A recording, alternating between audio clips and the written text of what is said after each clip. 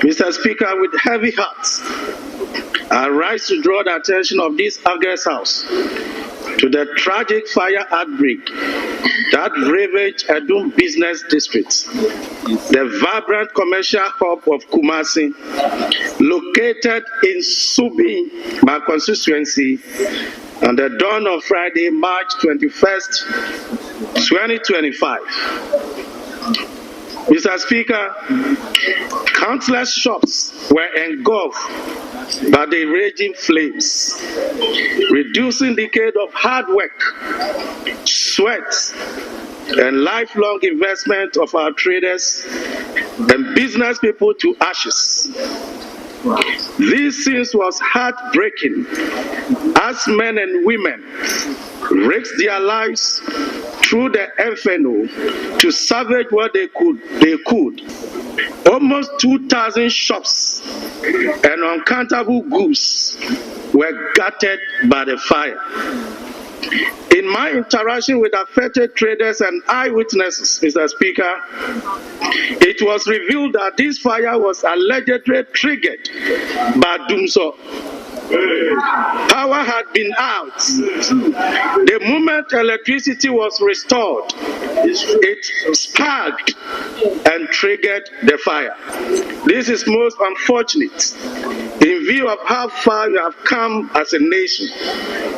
Mr. Speaker, the reports further indicate that the Ghana National Fire Service was handicapped in their attempt to salvage the situation due to non-existent functional fire tenders at nearby stations, a major logistical issues that must be addressed. Mr. Speaker, I passionately appeal to the government, NADMO, and all relevant stakeholders, including the international community, to, as a matter of urgency, come to the aid of these affected Ghanaians.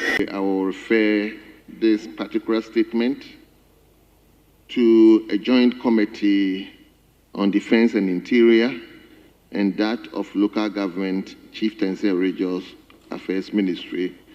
They are to look into a recent fire outbreaks in our markets, that of Kantamanto, Asafo, Techiman, Kwadaso, Adum, and those that do not come to mind at the moment. They should look into all these markets and consider the causes of these outbreaks and possibly recommend to the House the appropriate remedies that. Mr. Speaker, within the last 3 months, we've had many markets, Kwadaso, Kantamanto, and all other places across the country. And when these incidents happen, you normally will have the first 1 week, people making solidarity messages and all. But people have lost their livelihoods. So, Speaker, the Adum matter, it's not just a matter of us expressing sympathies. People have lost whatever they have built for years and for decades. That these recent power outages, if it is not something that we nip in the bud, it can happen in my constituency. And so it's about time that we get a very concrete position and answers that we can take to even our people. Clearly, you can see that when it happened in Accra, they said, a committee has been set up to give these people some support, micro support. Up to date, if you go for the records, less than 1/10 of the people might have received those support and intended support. Now we have a doom on our hands. Not too long ago, you had other places. What are we doing as a people to also help correct some of these structural issues? If you are talking about electricity or the power outages being one of the critical issues, especially in this fire.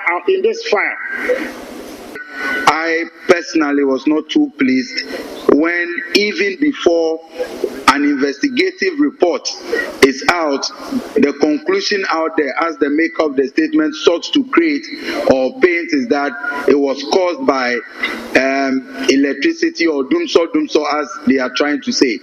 I think it's important for us to wait for the authorities to come out with a report. Let us find out what really caused the incident while we address the challenges. While at this, I wish to commend the government for the swift response to the incident in Adum. I have seen videos of how the Ashanti regional minister and his team were in the thick of affairs, even at midnight, trying to ensure that the market disaster was brought under control.